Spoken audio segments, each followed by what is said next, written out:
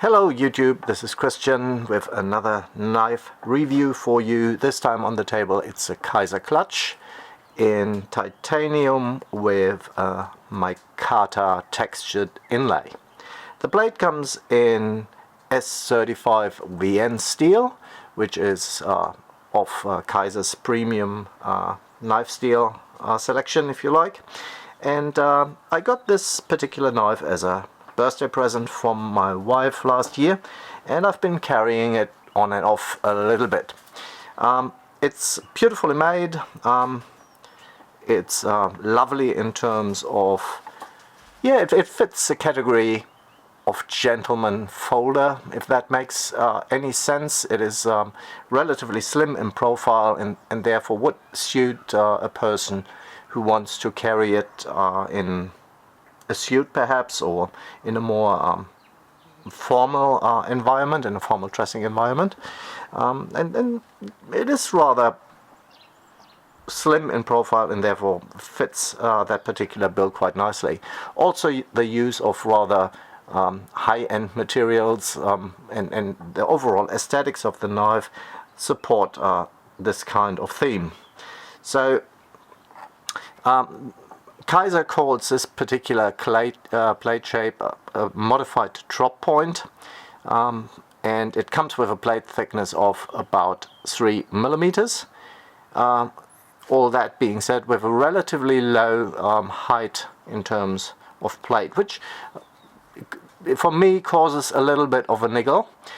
We will come to that at the end of the video, but overall I've been really impressed with this knife's action. So it is a lovely smooth opening action, and equally just buttery smooth when it comes to closing it. Lock bar access also with this particular knife is most excellent. You have that nicely chamfered area there, and you can see you can get your thumb in there real nicely, and it just is beautiful closing and opening. It has a bit of a fidget factor to it. Other than that, on the back side, it is worth mentioning, they did a really nice job in terms of putting the inlay over your frame lock bar. So especially with a small knife like this one, you kind of expect to put your fingers in the lock bar area, and quite often you're choking the knife and making it really hard to flip it out, just because you have so little to hold on to. In this particular case, this is not an issue at all.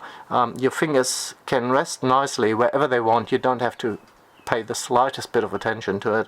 You just hold on to the knife where you want to hold on to it, and you have no influence whatsoever on the lock bar, which makes it really nice and easy to open without ever needing to think about where you put your fingers or your hands. So all of that is really quite beautifully done. I didn't have to do any adjustments on this knife, and the knife centering is absolutely spot on, and the action was absolutely perfect the way it came from the factory. Now in terms of grip on this particular knife, it is super comfortable. Even though it is a small scale and I have relatively large hands, that knife really melts into your hand super nicely, and it also has almost a usable finger choil. I mean, it's a grinding choil really for sharpening a choil, but you can use a flipper tab to rest your finger on it if you're a little bit careful there not to nick your finger on that edge. It is a valid way to actually hold this particular knife. So also the pocket clip complements it really nicely. It is beautifully done, and you can see right here they even went through the trouble of removing the texturing under the pocket clip, so that you can slide it in and out of your pocket without having to overcome the friction that is otherwise going to be created by the inlay. So all of that is absolutely well done, beautiful and nice. And I can thoroughly recommend this knife as a everyday carry item, more of an accessory really. So for me it would probably be sitting somewhere along the lines of maybe a William Henry knife that you perhaps want to carry, which is quite similar, albeit a bit shorter, but it fits the overall category of being a gentleman's folder. And even perhaps a Civivi Elementum in a Damascus, which is rather more on the side of an accessory, albeit of course functionally absolutely a worthy knife, but these knives would kind of, for me, be knives that I see a little bit more with cosmetic value. One thing of note that I'm having a little bit of trouble with on this particular knife is they went through all the fine detail. They designed it really nicely. They spent a lot of thought about texturing and giving you good grip, and they spent time thinking about, oh, we better remove the texture on this side for the pocket clip, and then you flip it around and you have a real close look what's happening here inside the pocket clip. So you can see these milled scallops, and I can only assume, and this is quite common, that this would be done to relieve the pressure of the lock bar a little bit. Where they're not doing themselves any favors is that they're really creating some really sharp ridges there, and that is actually ripping the top of your fabric on your trousers. So this is just something that you will not see anywhere on pictures when you're deciding to buy that particular knife, and you can perhaps just with a Dremel or with fine sanding paper, if you remove that pocket clip, you can get rid of these sharp ridges. But yeah, I would say that's a bit of a design flaw. You really wouldn't want to see that on a knife, where it over time will just rip apart the seams on my pockets. And the other little issue with this particular knife is it's a 3mm stock thickness on a relatively low profile blade that doesn't even have a full flat grind. So the grind doesn't go all the way for aesthetic reasons, for design reasons. It doesn't go all the way up to the top of the blade, and therefore is relatively steep as far as the bevel on the primary grind is concerned. And unfortunately, that just means it's not a very good slicer.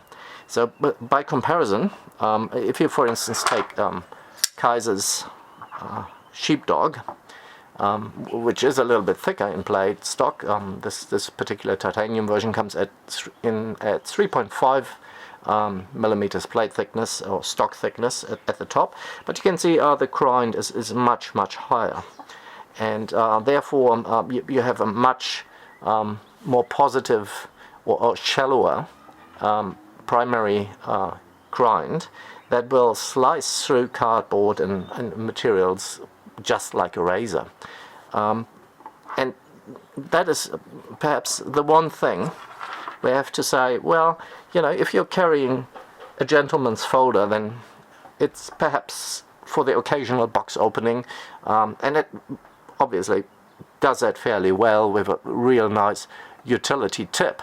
And it would work in a lot of other fields as well, but it is held back a little bit just by its mediocre slicing performance, I would say. It's just behind the edge. It's just way too thick to make it a joy to use for slicing tasks, or even if you were to try and slice an apple with it, it splits apples rather than cuts it, just because of the unfortunate situation with the blade stock in relationship to the primary grind.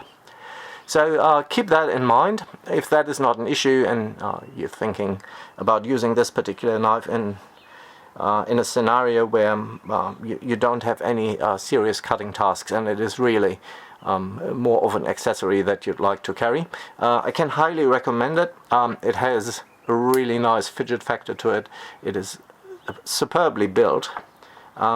It comes in at around 170 US dollars at the moment, or close to 180. And for the size of the knife, I would say it's perhaps a little bit more on the high side. I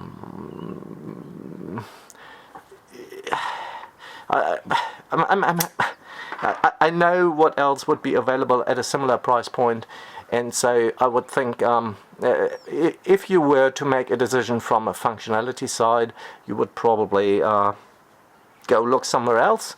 But if you're looking to get a gentleman's folder, somebody that complements your particular style of everyday carry items, let's say, then it would be a very, very good pick.